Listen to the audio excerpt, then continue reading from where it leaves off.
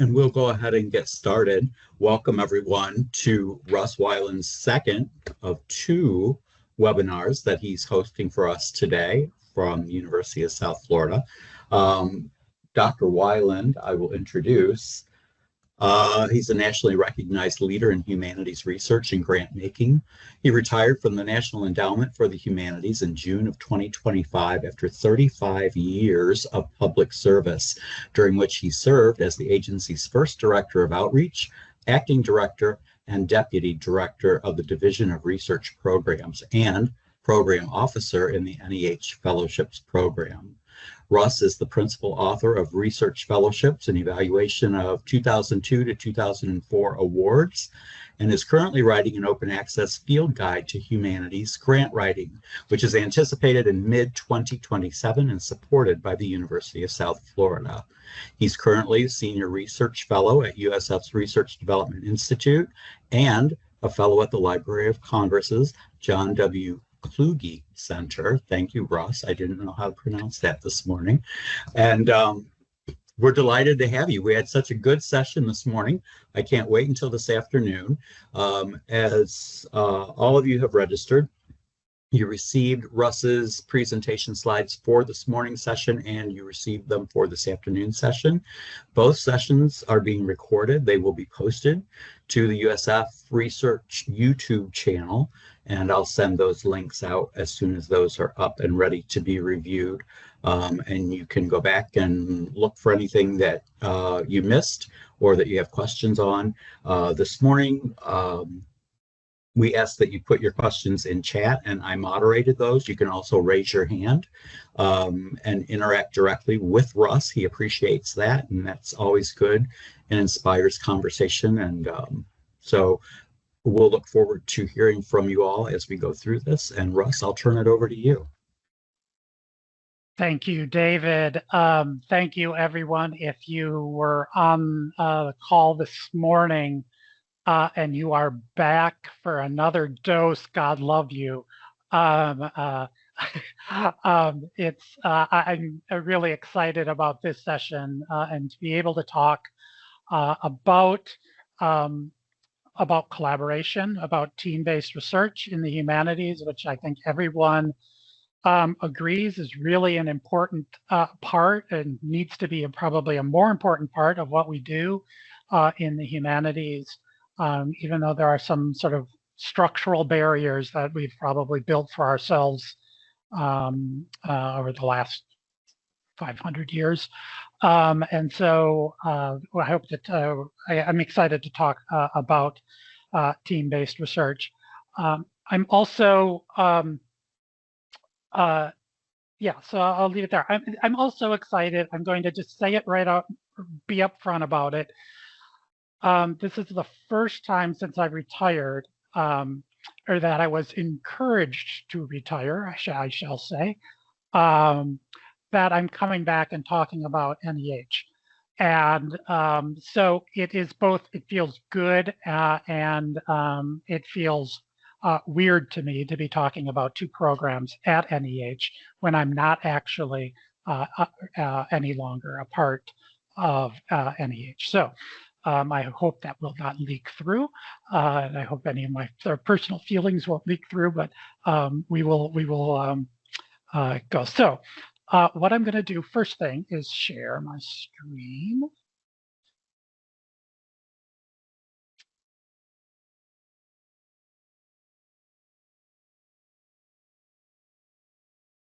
Can you see that, David? Yes, sir.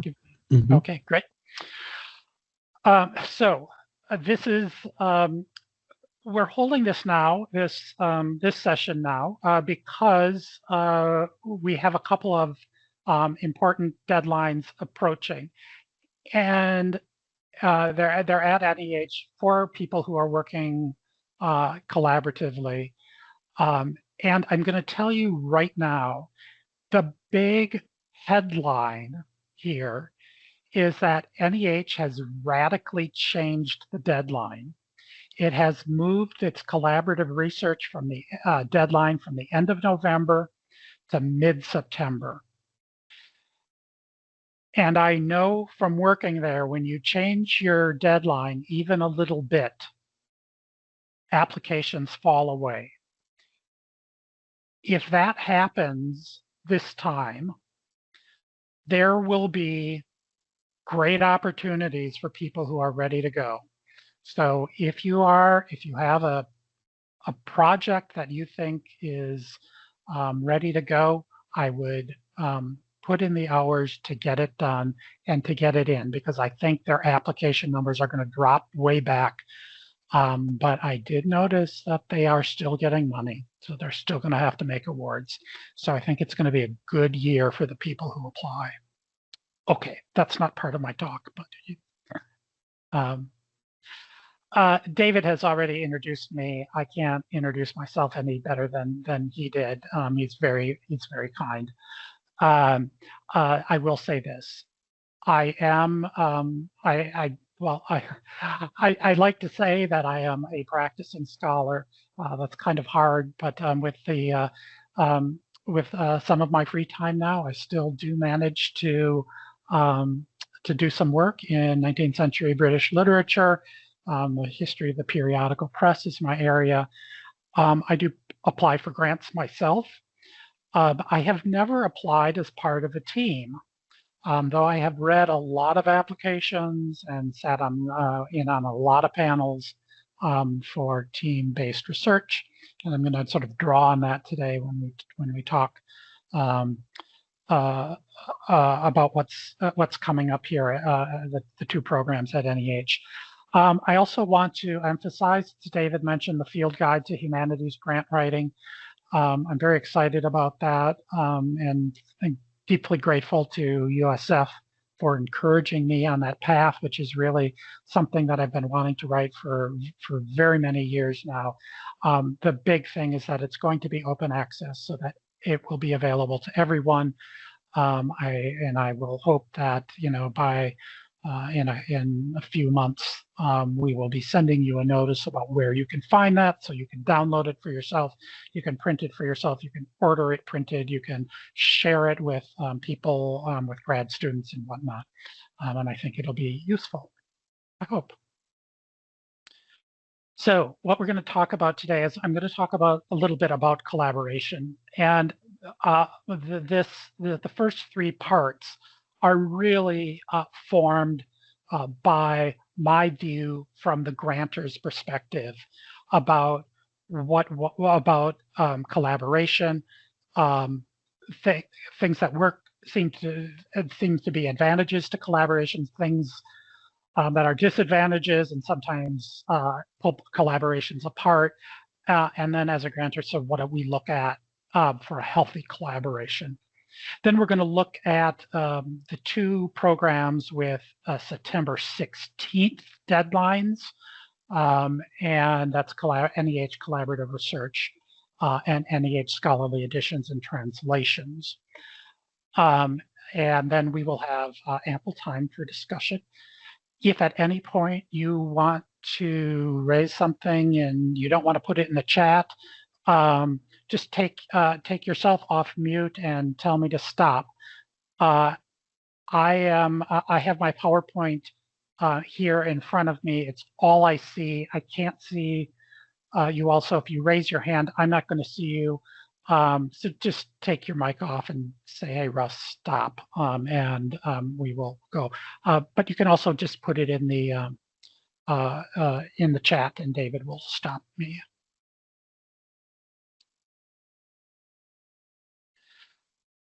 So,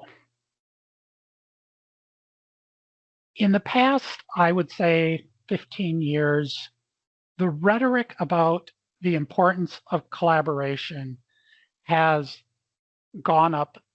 The volume has gone up significantly in the academy and in the humanities. We are in the humanities, we typically honor the individual scholar.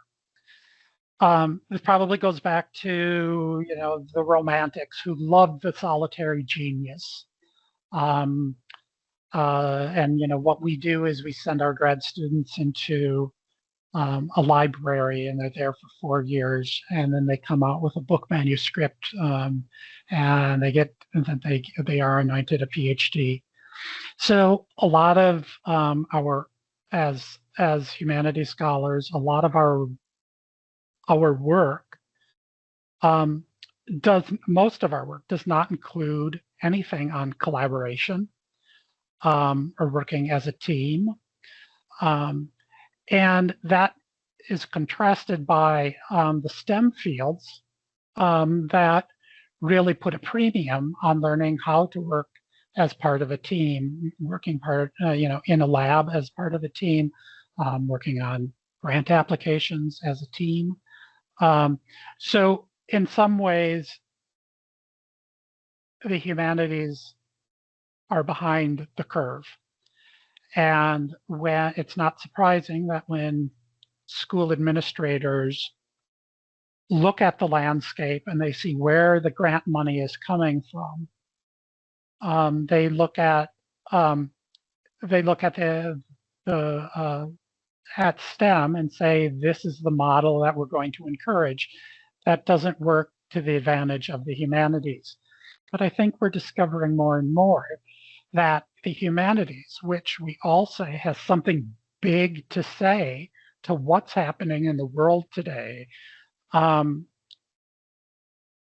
humanities, if we're going to tackle those problems, we have to be able to work in a team and work in an interdisciplinary team with our STEM colleagues, perhaps, but also just learn to work together as humanists. So that's what I want to talk a little bit about some of the reasons you might want to think about a collaboration. I think these aren't going to be exhaustive lists, but these are things that occur to me and reasons you might want to. I don't think everyone on this call is working collaboratively right now. And I was telling Sandy the other day, if you want to start collaborating, it's very hard to begin that process. It's like going back to those many years ago when I was single. I would never have said, I'm going out to get married, and trust that I was going places where I would find my next mate. It just happened. And in some ways, collaboration works very much like that. All you can do is put yourself out there, do some things, put yourself in a position where you learn how, and then and trust that at some point you're going to meet your soulmate or your collaborator.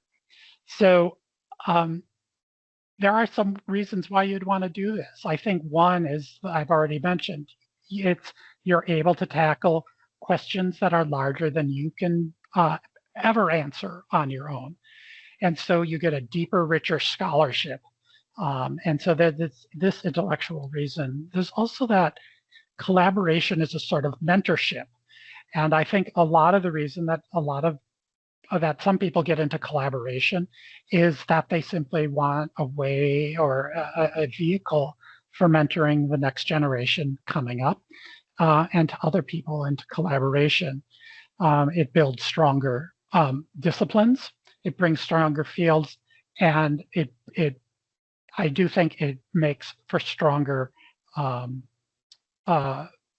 it builds the humanities next generation. Of course, there are personal reasons you might want to you might want to get into a collaboration. For one, it creates a new network, and suddenly other doors will open to you as you start to collaborate. Your name gets out there in different ways. So that's very good for your career. It creates this whole different network that if you're just working by yourself, you're not going to get.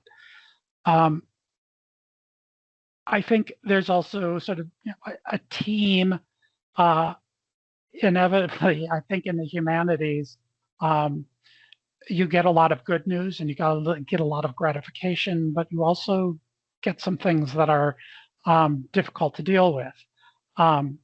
And I think working in a team makes that a lot easier. We could use, for example, in some states, there are some topics that a collaborator might not be able to work on as a project, as a PI. An example of this is I have a lot of connections in Texas. They can't work on certain topics relating to race and social justice, for example. And so what they've done is instead of applying through a Texas organization, institution, one of their collaborators from outside the state now becomes the PI, and that's the way they continue to do that work. But it makes teams give you options, and they make those moments of inevitable uncertainty much more bearable. But the big reason is that I think there are advantages for the institution.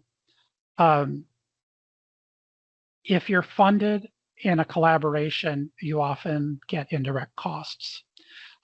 We don't deal with those so often in the humanities because, but that's what institutions need to keep the lights on. So institutions love encouraging collaboration, if for no other reason that they get a cut of the grant, and that's really important to their bottom line.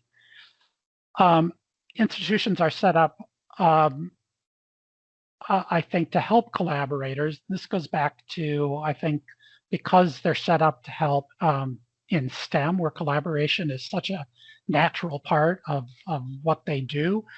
A lot of research offices are set up to work in collaboration. So the infrastructure is already there for the humanities to sort of go into to their institution, and that's often a really helpful thing to do. I think institutions also like it because it creates a kind of cohesion or a breaking down of silos across the institution. So it might get people in history and philosophy talking to people who are in medicine or in engineering, or just breaking down someone in history talking to someone in English. For whatever reason, silos exist, and they exist pretty strongly still on most campuses. And so collaboration helps erode that. And finally, for institutions, collaborations carry prestige. And in a climate where we have to count things and count, it's an important thing for institutions to be able to count these kinds of collaborations. So I think there are some advantages. Do I think there are disadvantages? I know there are some disadvantages or things that make it difficult to collaborate. Using that sort of that same triad that I had on the last slide, I think intellectually there are some challenges because when you're dealing with a lot of people and a lot of people coming to a project, sometimes there can be competing goals and directions, and so that sometimes into the intellectual part gets watered down, or and so that's not always that's kind of a sign of not of a healthy collaboration. Also, anyone who has attended a staff meeting or some other kind of meeting will know sometimes a lot of people, a lot of cooks can slow the intellectual momentum of a project. There, more often at NEH, when we would see collaborations break down, it was for personal reasons. There was just differences in work rhythm. One person has a family, one person does not. One person has to take care of a parent. One person has a heavy teaching load and one doesn't. And so there are these kind of inequalities in our personal circumstances that work against collaboration. It's really hard to sustain equality across the collaborators. And I think especially you see that with collaborators taking credit.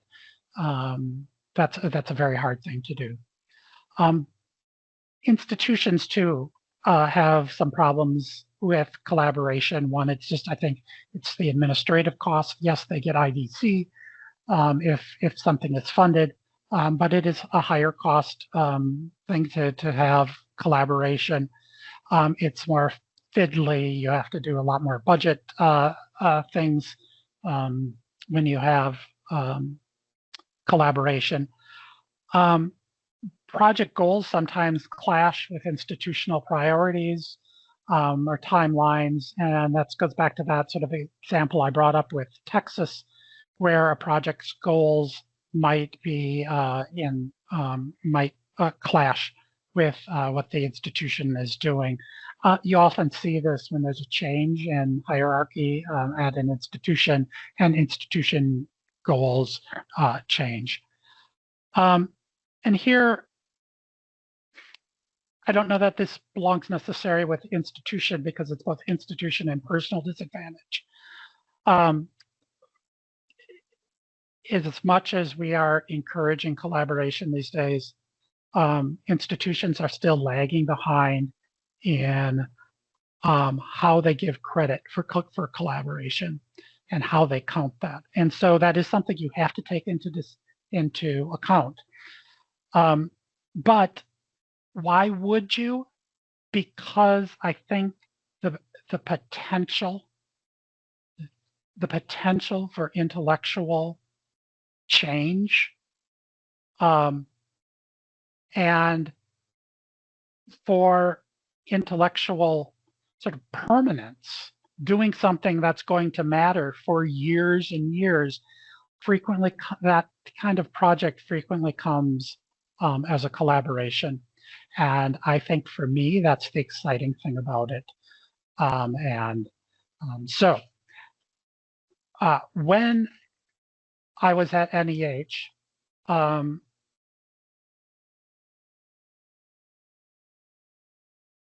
we looked a lot at the quality of a collaboration and tried to sort of assess the hallmarks of what made a good collaboration.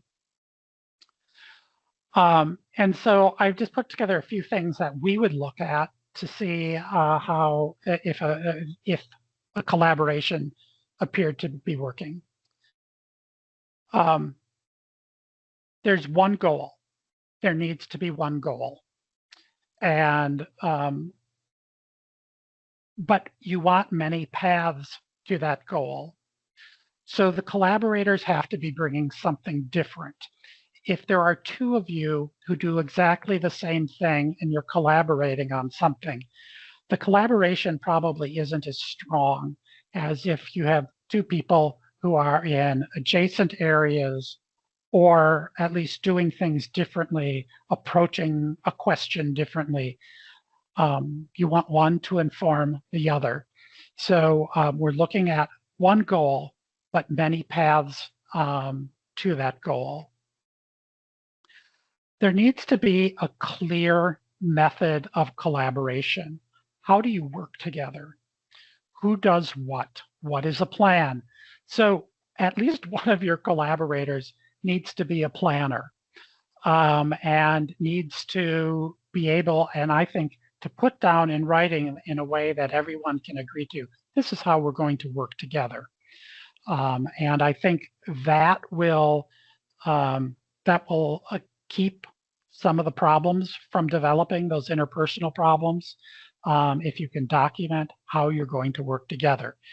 And that one of the things that we will see in the two programs we look at is we're looking at is the method of collaboration clear? That's a big part of the grant that you're going to have to write.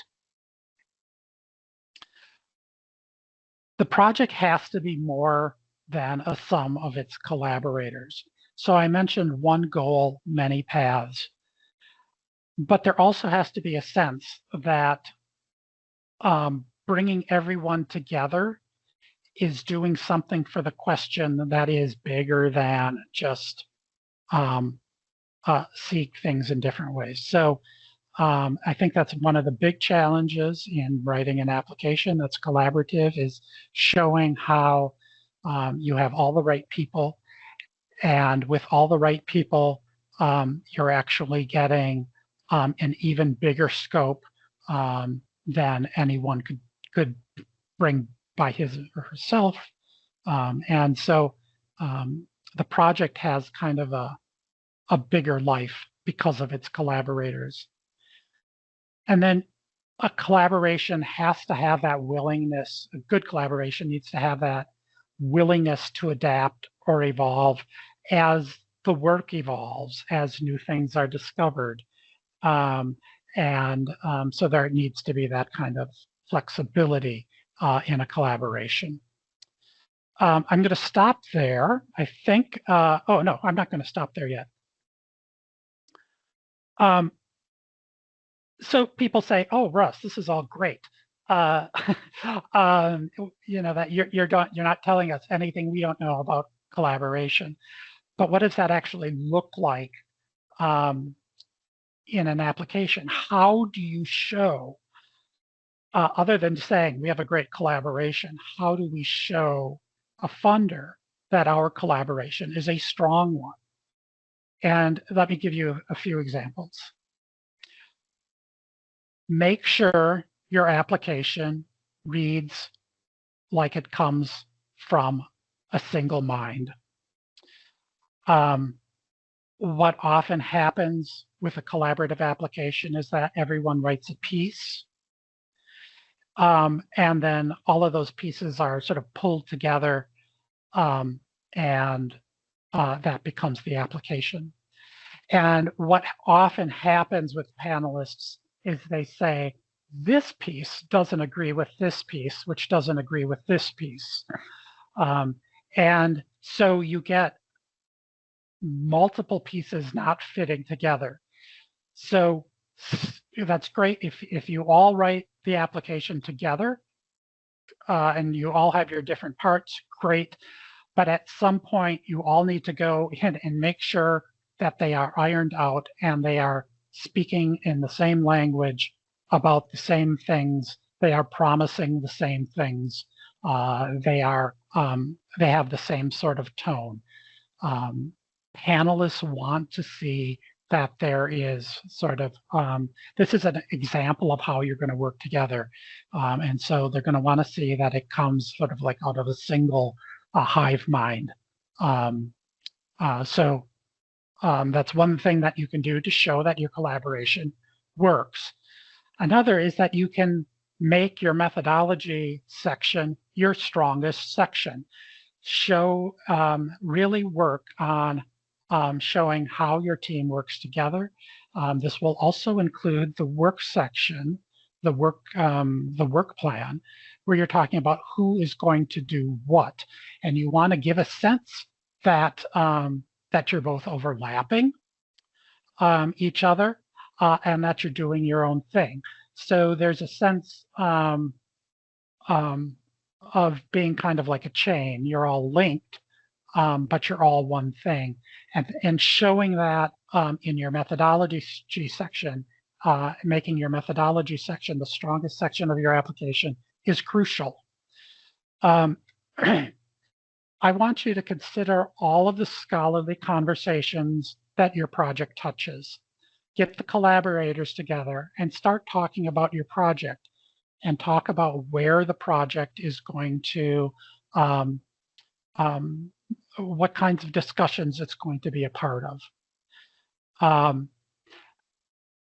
And think expansively about this, and then ask yourself, does your team cover all of those things? So frequently we would get an application that maybe we're talking about the medical humanities, an application in the medical humanities. And there's a historian who can talk about the history of medicine. There's a sociologist who can talk about the sociology of medicine. There's someone, there's a philosopher who can talk about ethics. But maybe there should be someone, there's a practitioner who will bring something to it from a medical school. And so think about, you have to always be assessing, especially as your scope grows, making sure that you have the right people involved. And if not, going out and finding a collaborator who will help you achieve and help you talk to all of those different discussions that you want to be part of. Okay, so before we move on to collaborative research, I am going to pause here and see if anyone has anything, any question or any comment, or wants to talk about a collaboration that they're a part of or were a part of.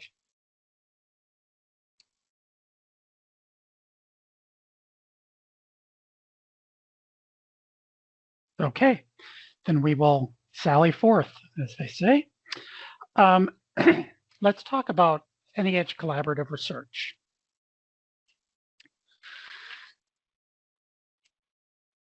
As I said, they've moved from, I believe, a November 30th deadline to a September 16th deadline. This has happened because they have restructured the review. So instead of having 4 meetings of the National Council, they've moved to 3 meetings of the National Council, which is forcing them to change all of their deadlines. This is good news for you if you have a collaboration going right now, because I know the number of applications will drop off. So this is going to be a great time for you. Let's talk about what collaborative research programs include at Russ, NEH. Yes. Before we talk about the programs, I had just one question. When you're having a collaboration like this, and it's across this interdisciplinary, does the humanities faculty need to be the lead PI? No. It depends. I mean, it depends where you're applying. Sandy's favorite answer. Yeah. It's a great question.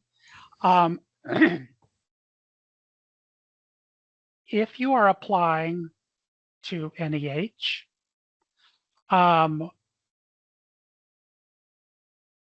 then yes, I would say your humanities scholar. Do you need to be? Is it required that the humanist is the lead PI?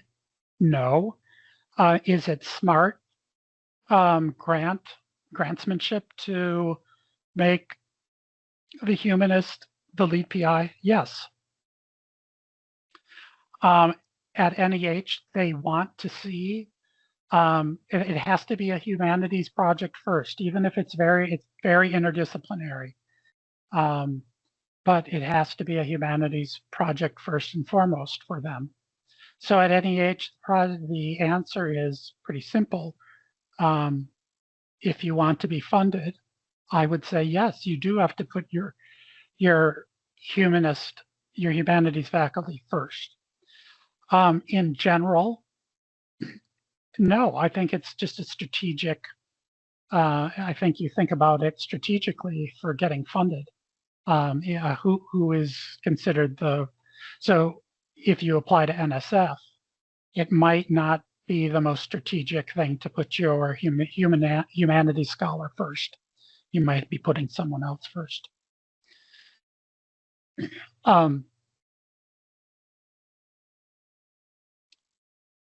one of the things, and I'll say this sort of before we talk any more, one of the problems in the humanities and with humanities collaboration is we are trying very hard to become we're trying very hard to collaborate with our STEM colleagues, our social science colleagues, our arts colleagues. And a lot of times, those aren't equal collaborations. I think especially NSF, for example, and their programs are changing all over the place. But they had a program for AI centers. And one of their pillars, I think they had 9 pillars, was AI ethics. And that falls squarely into the humanities. And yet most of the things they funded had no humanist involved at all. And then when they realized they probably should have someone, they sort of tacked someone on, but that kind of thinking wasn't really integrated into what they were doing. So when NEH thought about AI centers, the first idea was maybe we should work with NSF, but there seemed to be, at the time, very little conviction, I think, for making humanities a real central part of the discussion. And so NEH created its own AI Centers program. And one day when both of these programs, I think, which have now been canceled, perhaps come back, I would hope they would come back together, but take seriously the contributions that each discipline can make to our efforts to understand and to think about artificial intelligence. Sandy, does that answer your question? I will assume it does. Thank you so much. So collaborative research, if you've been watching the program for years, you'll know that it has changed frequently on what it funds. And that's no different now. I have always loved collaborative research programs, for example, because they fund, or they used to fund, conferences. And it was one of the few places where you could get money to fund a scholarly conference on your campus. That has now, they are no longer funding that kind of collaboration that happens at a conference, but they are funding 3 areas. One is planning for international collaboration. One is manuscript preparation, and one is scholarly digital projects. I'm going to handle all 3 of these in turn, so that to help you understand what the difference is between each of these, and then sort of the scope of what you can apply for, and how much money you can get for the work. So I'm going to move on now, but I promise the first thing we're going to do after this, we're going to talk about is international collaboration. And I know Sandy has something that, or some thoughts on this as well. New, and this is, I'm very sorry to have to say this, new is not always new and improved. This is just new. Eligible applications must be in the areas of U.S. history and culture, or Western civilization. So if you're working in Asian studies, if you're working on Russian literature, if you're working on India, politics in India, unfortunately, those things are probably not eligible for funding. There are other things not eligible for funding, and there is a long, long list in the guidelines for collaborative research and for scholarly editions of things that NEH won't fund. They include things like DEI. They include things like social justice that NEHs can no longer fund or will no longer fund. If you have a project that flirts with these things, or maybe it's even has these things front and center, I think there are ways you can talk about them and still be eligible, frankly. If you're focusing on US history and culture, I think you can't not bring up race. You just have to bring up race in a way that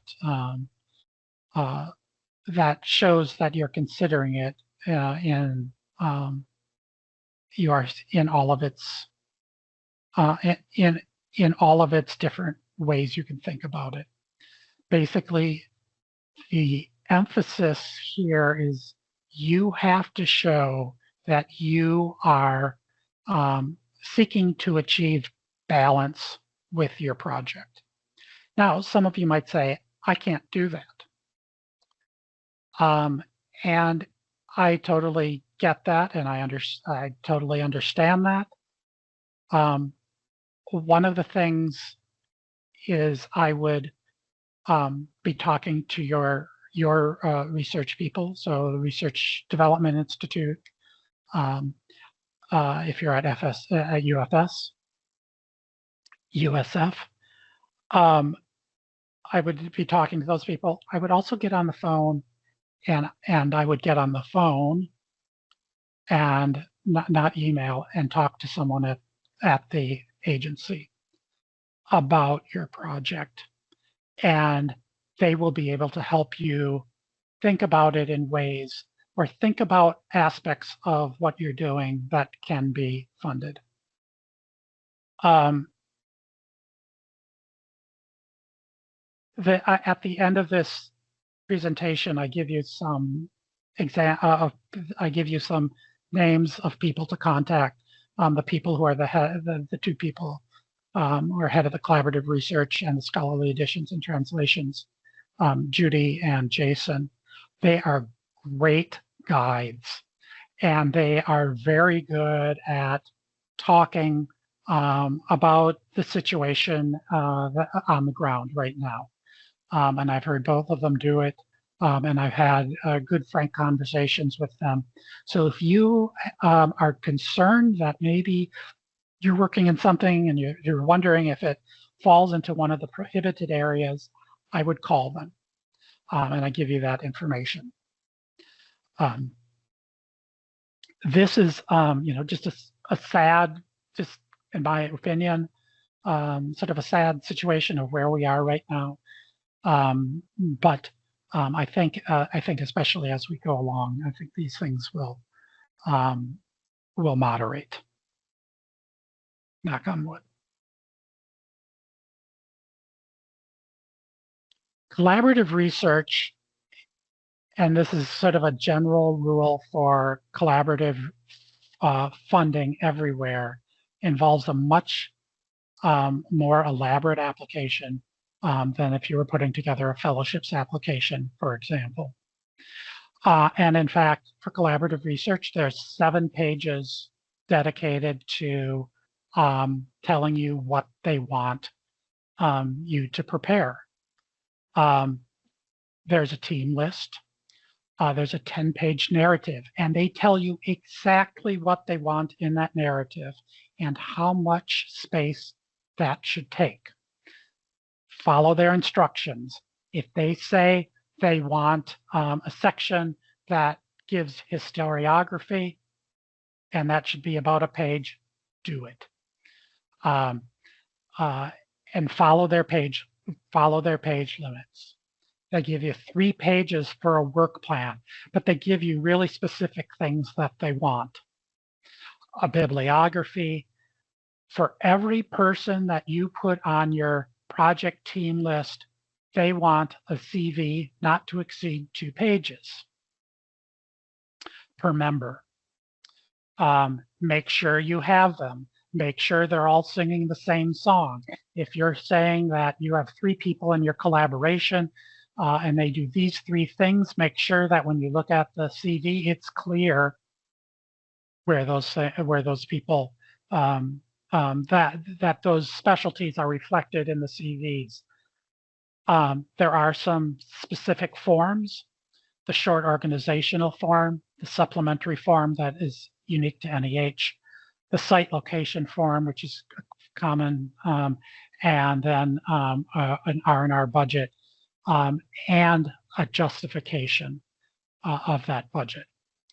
There are a lot of other forms that are conditional or optional, and I'll talk a little bit about those later and about making good use of those.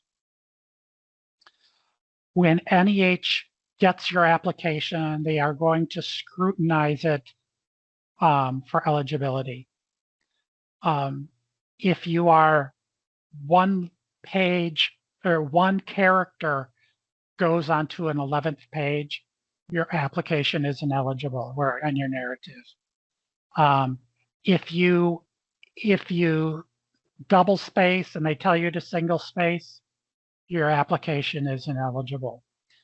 Follow the rules, because I will guarantee you, they will go through each application with a fine-tooth comb and make sure you have followed the rules. They will convene a disciplinary panel. So if you're in history, you can be pretty certain that the people who are looking at your application will be historians. You will have a disciplinary panel. After that, the staff will meet and look at what the panel has said. They will put together a slate of recommended applications based on what the panel said and how much money they have. They will send that to the National Council. The National Council, in theory, is a group of people, 26 people from all over the humanities who review the applications and review the recommendations. Right now, the last I checked, there were 4 people remaining on the National Council, the rest having been let go. So I don't really know what they do. But I think they are now kind of just a rubber stamp. And they send everything on to the chair. And the chair at NEH is now the one who makes the decisions. That has always been the case. So if you're hearing this for the first time and saying, oh my gosh, one person is making all the changes, that's always been how it's worked under both administrations, all administrations. That has been the case, and it's worked exceptionally well in NEH's case. So planning international collaborations. You can request up to $50,000 for a period of 6 to 12 months. And if you apply for 6 months, you can still get the full $50,000 if you have something to spend it on. And so it's not prorated in any respect. It supports early stage projects leading to a larger interpretive research project. And here comes, I've highlighted it. NEH is quite hung up on this idea of interpretive research. So we are looking, or I keep saying we, I'm sorry, NEH is looking to fund interpretive research. They're looking for that skill that you and your team have to interpret and to look at data and to look at material and understand and bring that to us. Tell us what it means. You're interpreting. And so things like um, uh, uh, things. Any project, any international collaboration that you're planning to do an interpretive research project. So if you're looking to write a book together, if you're looking to do some kind of journal issue together, and you come together to plan that, you would be fully eligible here. You have to have at least one person outside the US as a part of the collaboration. You should note there is special budget treatment here. You can't treat the you can't treat the person outside the U.S. as a subaward. You can't fund an institution, but you can fund the person as a contractor, so that you would give the money to your international partner directly as a contractor, rather than to their institute, funnel it through their institution. You have to have, at the end of this, you must conclude with a plan. What is your plan? The plan cannot include, or one of your activities cannot include, writing another grant. We have people all the time who say, I want a grant so we can get together and write another grant application. That's not a legitimate use of time. You must come up and develop a white paper or whatever for a larger interpretive research project, and the plan for that. I am going to pause here and ask Sandy if she'll come on the line. But before I do that, I do want to say that Judy Adkins, who is the senior program officer who runs this program, has a brilliant webinar that she has offered. So if you go to the splash page, and I provide that to you at the end of this presentation, it's a 45-minute webinar where she goes through all of this in great detail and tells you all sorts of really interesting things that we just don't have time for. I think it's a brilliant little thing. So Sandy, international collaboration, I know this is something that is really important to you. So do you have anything you want to add to what I've said? Well, I wanted you to really unpack how we justify bringing in an international scholar to the work, right? How we demonstrate that they bring access to a distinctive collection of materials, or they bring an expertise or a skill set that is otherwise unavailable in the U.S. And that we, through this collaboration, raise the visibility of why America is great, why we're the greatest thought leaders in the world, and how the impact of the outcomes is available to all Americans.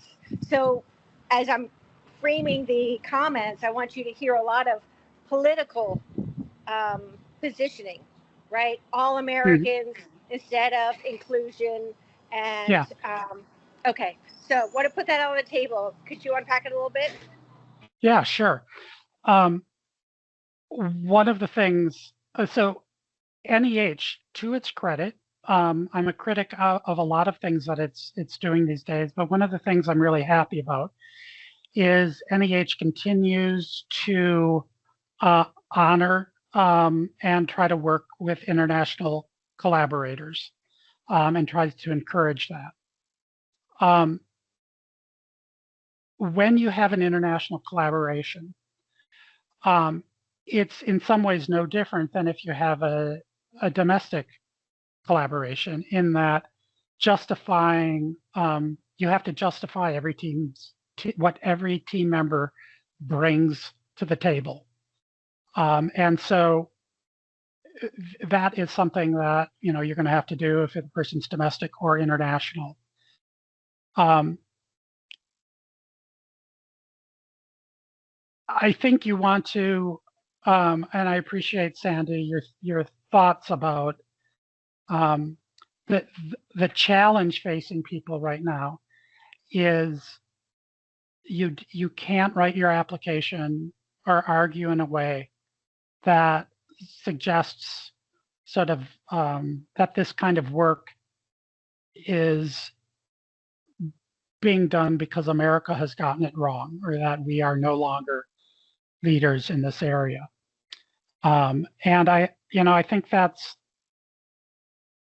an, you have to, the rhetoric has to be very careful when you talk about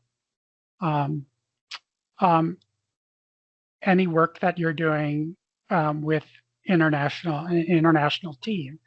But I do know that at NEH, at least, and I know I should say, when I say that, I know that's the case in general for a lot of people, and especially in some states where it's, I think, even more important. But at NEH, anyway, they have continued to work with international partners. They have partnerships with the Greeks, with Greece, with Israel. I know the French and the Germans and the UK. There are plans on the table. I don't know when those will come through, but those are all on the table. So to encourage collaboration with those countries.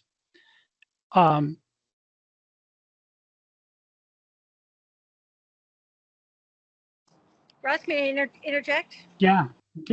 I'm stumbling around here.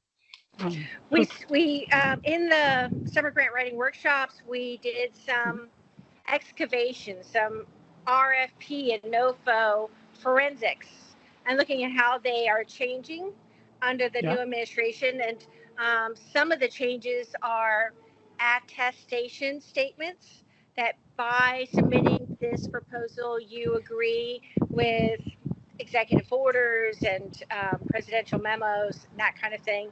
And we're also seeing an increase in the way that their priorities are seeping into examples of what might be funded, like the landmarks grant. That they wanted to really fund things that are going to improve or establish landmarks that demonstrate the American spirit. So are you seeing this with NEH as well, that they're expecting attestations, or if there are words that we should say or include, like the process will adhere to gold standard science or something like that? Where do we draw the line, and where do we need to make sure that they see that we understand?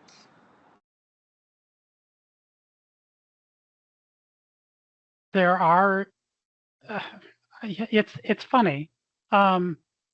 It suddenly occurred to me, oh, Russ, you don't work for NEH anymore. You can say whatever you want now. I don't have to put on my political hat. Listen, if I were applying, I would apply with very neutral language, and I would apply with and,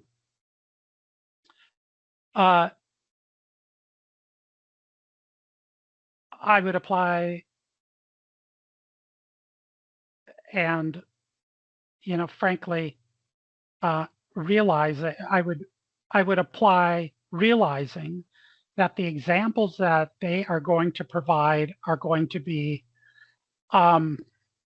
extreme examples. And so I would take them with, I won't say a grain of salt, but I would not I would, they're going to make it, they're going to provide a really blunt instrument for sort of to show you what they want. But you don't have to parrot the blunt instrument back to them. Use very neutral language. There are obviously words that I would shy away from. If I don't think NEH is asking applicants by hitting the submit button, they're having to say that they agree with the president's orders. Maybe they do, and I just haven't. I didn't read the fine print there. I would say it would be a problem for me to hit the submit button if that were the case. So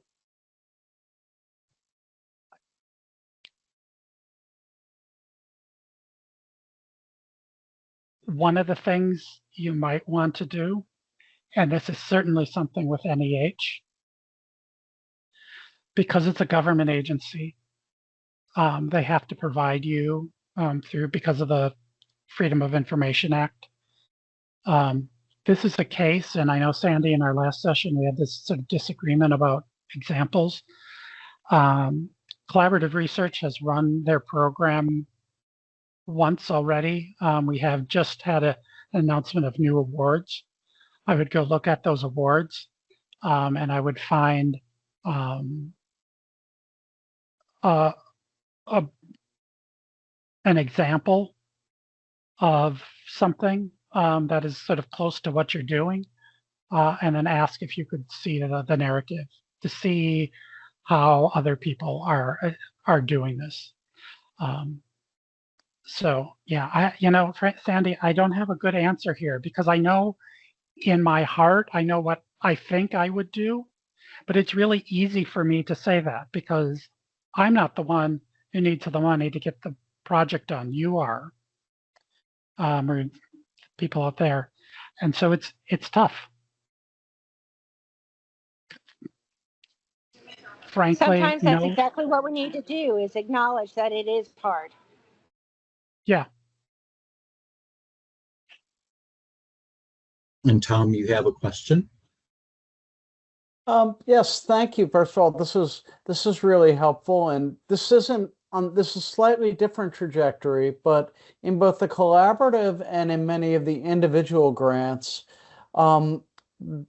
the applications often ask for a bibliography, and I actually struggle with this requirement. And I guess you're in literature, so I can put it this way: what is the rhetoric of a bibliography? What am I trying to accomplish with this document? Because it always seemed a little bit like, yeah, sure, here are the books I've read, but why do you care? Thanks for that question. People ask this all the time. When I was at NEH, they used to ask all the time, what do I put in my bibliography?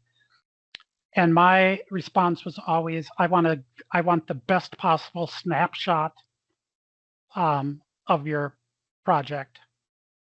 The things that mean the most, inform the most, your project the most. Maximize the amount of space you're given. That might mean that you're not doing the full citation.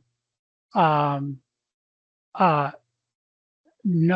panelist has ever looked at a bibliography and said, oh my gosh, they didn't put the city where this thing was published. I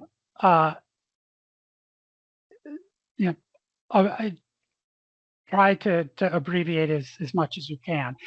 If you put something in your narrative, if you mention a work in your narrative, you shouldn't have to mention it in your bibliography. But ultimately, that bibliography should be the best possible snapshot. That means it's going to tell you something about the topic, about your theoretical approach, and the kinds of works that are influencing you.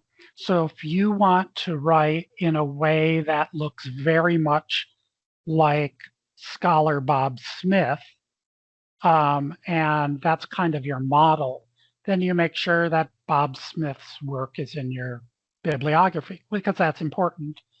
If who are the most influential people who are writing on your topic? Those should be in there. Show that you know the major work, even if sometimes people will choose the project or choose like an article that is really an obscure article, but it's really important to what they do. So let's see. So if you said, okay, Edward Said, and he wrote an obscure article in this obscure journal, and it was 6 pages long, and I'm going to cite that. And that might in fact be the most important thing for your project. But panelists will often say, "Ooh, look at this. This is what I've never heard of this side. Why isn't the person citing this later work, which builds in that same area?" So you have to basically scrutinize each piece and imagine how someone who doesn't understand your project is going to read each one of those entries in your bibliography. Ultimately, it should give them a pretty good snapshot. I should be able to read your bibliography and say, without ever reading your narrative, and say, this is what the person is working on, and these are the people who are influencing the person. And I should be able to get you pretty close to where the bibliography should get me pretty close to what you're working on without me ever seeing your narrative. Does that help, Tom? I think it was Tom. Yeah, yes, thank you. Actually, that's kind of a fun game. What I could do is maybe give a friend the bibliography and say, can you tell me what my book is going to be? Yeah, that would actually. That might not be a bad way to over a good IPA. That might be a good thing to do. Thank you. Sandy wants to know why the applicant didn't cite my work. Said no peer reviewer ever. Peer reviewers have said that. I've heard it. They usually say it jokingly, but they mean it seriously. And yeah, you have to remember that you can't. I always label my bibliography for grant applications selected bibliography or something like that to remind the panelists this is not exhaustive. I actually think it's harder to produce a bibliography that's like 2 pages or 3 pages because people expect more out of that. If it's on 1 page, people say, oh yeah, they had to make serious cuts.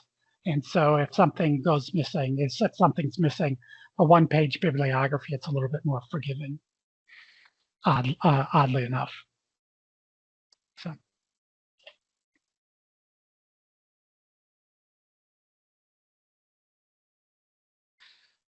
Most of you who put in an application for collaborative research will do it in a manuscript preparation.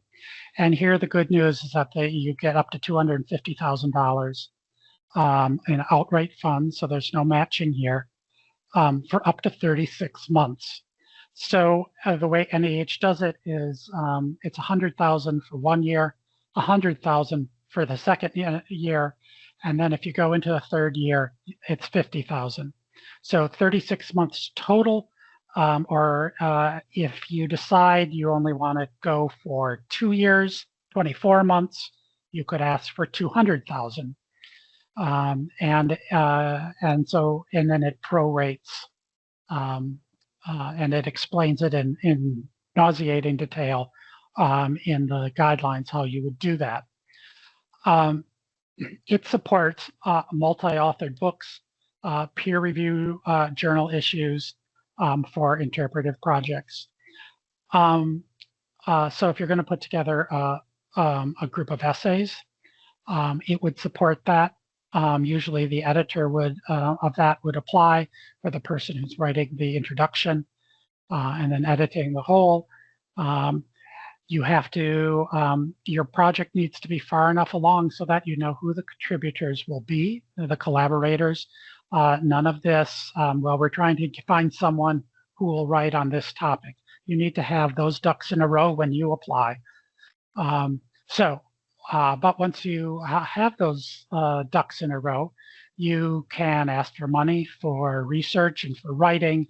If you have travel to bring everyone together, to go to and to meet at the archives or libraries or collections. You can also hire consultants. So for example, if this peer-reviewed journal is going to be online and you need a technical expert or something, or you want community partners. And oftentimes that's a new area where we're looking at other community partners, people in museums, for example, in your area, certainly eligible to be funded. All of that would be eligible in the budget. It must, however, conclude with you sending away something to the publisher. That must be the plan. We know that the publisher might send it back. There might be revisions. There might be other things that happen, but it has to conclude with you sending it away to the publisher.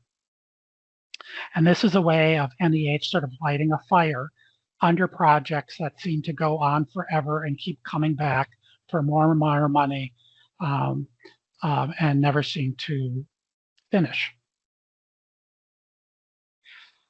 Hopefully there are some scholarly digital projects out there. Same structure, 250,000, 36 months, same structure in payment. These can be for either born digital projects or projects, other kinds of projects that convert sort of more traditional things into digital projects, or building a scholarly website, for example, or working with GIS. The thing is, it has to be interpretive, and here's a little bit of a slippery slope. Some people will say, well, I'm building a database. And NEH doesn't see that as an interpretive project. Don't get after me for that. I know if you're building that, there are lots of interpretive things decisions that are being made when you build that database. But there needs to be, how do you use that information that you're in the database you're building to create new insights that go beyond that. And so you have to be doing, you can be building the database as part of a larger project, but as the project in itself, it is not considered interpretive. Again, same kinds of things, research and writing, travel, technical experts, consultants. You need to include a sustainability plan if you're doing this. And there is a stated preference for open access if you're doing a scholarly digital project. I should say too that this is a case where the optional or conditional documents that you can attach to your application.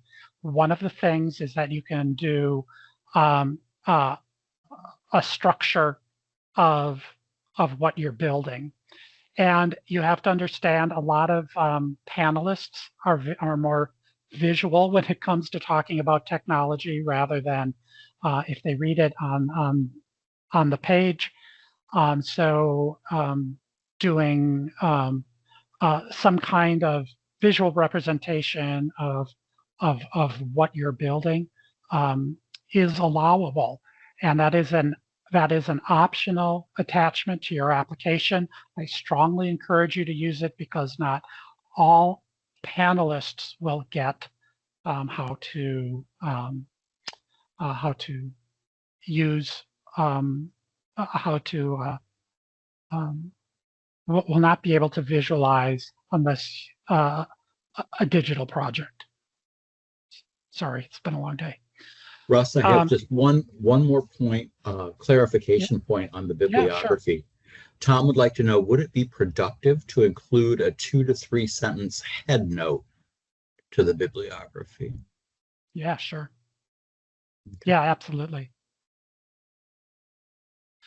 I'm all about cheating when it comes to the bibliography. You know, um, abbreviating in ways that I probably wouldn't abbreviate if I were writing an article where I needed a bibliography. Writing a head note, reminding the panelists that it's selected and not full. There are all sorts of things that I think you can get away with in an application bibliography that you probably can't get away with if you are doing a more traditional scholarly project. So let's talk about editions and translations. A lot of this is going to be the same. I'm not going to talk about it, but the NEH likes threes. So in the same way that things came in, is it really almost 3:30? It really is. Okay. So a lot of it is the same. There's a planning grant, an implementation grant, and a scholarly and a chairman's special awards grant. The chairman's special awards grant, I'm just going to mention that it's there. I don't, if you are eligible for it, they will have already reached out to you about it. Eligible applications, again, are just in U.S. history and culture and Western Civ. They have a very similar kind of thing to collaborative research. The one thing I want to point out that's different is the sample budget with annotations. The sample with annotations. It's a 20-page sample to show your edition or your translation. If it's the translation, they want half of it to be in the original language and then your translation of that. The scholarly edition, they want to see how you annotate. Because that's what makes this an interpretive project. Going back to that, it's what kind of interpretations are you making? What makes it scholarly? It's that those notes that provide context, that document where the material is located, all of that, things that make scholarly editions and translations so valuable for a long period of time. So they want to see an annotation, a sample with annotations. Don't slight that. That is arguably the most important part of this application. The same process that the collaborative research program has is here in scholarly editions and translations as well. The planning grants are for $65,000, 12 to 24 months. And this is just to plan if you're planning a team-based scholarly edition or a team-based translation. This will just help you get it off the ground, get it planned, establish editorial policies, little typo there, select your collaborators, etc. This is really important work if you're putting together a scholarly edition, especially. One of our big problems when we didn't have a planning grant is that people who are at early stages could never break into the funding. This allows them some time to actually put together something and be competitive than for the implementation grant. Here, I want to point out that it's worth a lot more money. And I have a star by it because it requires matching if you want the full amount. It's $300,000, $100,000 for each of 3 years, and then $50,000 each year in matching. We haven't talked about matching yet, but at these large levels, there is an expectation that you're doing fundraising for your project, and that you are, if you are doing funding from outside the government, and you're getting other grants and you're getting other kinds of money donated to the project, that will then release additional money to the project. So there's that opportunity to go as high as $450,000, and it's for basically everything that you do for a scholarly edition or a translation, including the library work, the transcription work, the annotation work, and coming together as team members. Chairman's special awards are up to $1 million, and like I said, if you these are previously funded projects that NEH is trying to move into the done column, and so they're up to $1 million. So a few things that I want you to remember here before we close. Map the strengths of your collaborators. Know the strengths of your collaborators. The best applications always rely on the applicant's strengths. And if you find that they're a place where you're less strong, make sure that you address that in your application and how you're going to deal with that. Basically, by taking it on yourself, you remove, it's less of a weakness if it shows that you are aware. Understand how your project maps onto the collaborators. So show that process that I talked about early on, about looking at how your collaborators contribute to a project, and if you need to bring in additional people, and make sure that those resumes reflect their expertise that you are claiming that they have. Can't tell you how often that's not the case. Pull together your resources. These are big applications. It takes a village to get them done. So get to know the people in your research office. RDI is a great place to start if you're at the USF campus. Reach out to previous winners. NEH gives you all of that there, easy to look at. And remember to respect all internal deadlines. For these projects, your research office will have someone who is going to have to submit your application for you. They will have deadlines so that they can go through it and make sure it complies with your institution's guidelines. So respect their guidelines, please. Don't come to them 24 hours before and say, I need this through your process so that it can be submitted tomorrow morning. Don't do that to them. If you have many people writing your application, remember you want it to be under one voice. Take advantage of conditional and optional documents, and don't take the results personally. If you get funded, it's a business relationship you've developed with your grantor. It's not a personal relationship. If you aren't funded, get your panel comments and then redouble your efforts for a future competition. Put yourself out there. I want you to take advantage of, in this case, NEH provided resources, because I think they are still the best in the humanities.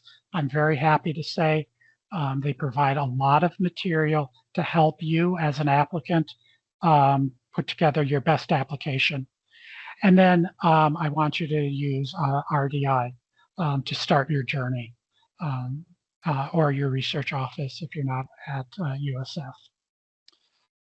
Here are some resources I've put together for you, including my good friend's information for getting a hold of Judy and Jason in the two programs. Please let them know, tell them I sent you. I talk to them every day. Judy just got back from vacation. I saw Jason about a week ago. And so they all know that I'm doing this. And so use your connections. Here's how to get a hold of me. If you want to get a hold of me, there's my email. I also have office hours. Right now, they're virtual only through August on Mondays from 2 to 4 and Thursdays 9 to 11. If you're a USF faculty member, feel free to book something. If you have a question, though, wherever you're from, I'll take it. You know, I'm not gonna toss you out or not answer your question if you ask. Okay, I know we're over time because we did a lot of talking during the presentation. But are there anything? Ooh, that's my light. Are there any other anything else, David, that sort of urgent questions? Oh, we just got one that popped in. Hold on a sec. Tom says these conversations are slowly retraining his brain, says the scholar, who really just wants to hole up and write. Yes, because things change. We understand. And it is a retraining, in all honesty. It truly is. It is. In the humanities, we have done a terrible job of teaching the genre of application writing. And it's not like writing an article or writing a chapter in a book. You can be the best, clearest writer, but when you get an application in front of you, it's not a great, it's a struggle. Let me tell you something else. If you're not ready to apply for one of these grants, send Jason or Judy a note and say you'd like to review. I should have said this in the last meeting and I didn't. One of the best things that you can do for your grant writing is be a peer reviewer. They pay you, not a huge amount. I think it's still $600 or $800, something like that. I know ACLS is 800. But if there's a grant that you're interested in applying for someday, just send a note and let them know that you're available to review this year. And they will, I can tell you, we're always looking.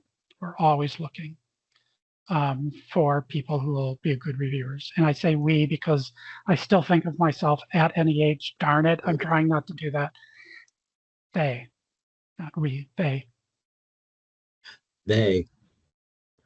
I have a question that's going to maybe open a whole nother topic. So if we want to address this later, that's fine. But there's a strong push toward industry partners at other federal agencies. So should NEH applications reflect industry, workforce, or other implications? Oh, great question. So NEH is still a little bit of a sleepy backwater, and a lot of the initiatives that are that happen at NSF or NIH or other bigger places tend to not come down to NEH. There have been some recent proposed changes, and NEH wasn't even mentioned as one of the areas. And in fact, one of the things that really sort of irked me is during the Biden administration, they decided that research in the humanities was not the same as research in other fields, and so that has implications for how much indirect cost you can claim, among other things. So our methods are different. We do different things, but we're often left off. This is a case where this effort that you've mentioned for industry partners, if there's a logical collaboration, I say that's going to work for you. And I think that's really interesting, and I think that's exciting. It hasn't, as far as I know, come to NEH yet. And so for NEH and for some of the other funders, humanities funders, I don't think it's a requirement yet. It doesn't mean that it won't be at some point, but a lot of times NEH being small, has this sort of, we can sort of hide from a lot of these innovations that are happening elsewhere. I have nothing else in chat, Russ, and I do want to thank you. Yeah, 2 of these in one day. That is a long day for you, and thank you so much. We are delighted to have been your pilot presentation on this. So thank you. It was fun. Thank you very much. And thank you, David, for doing all that you do to organize this stuff, and Sandy for inspiring it, and keeping us on our toes. I just so appreciate that. I can't even tell you both how grateful I am.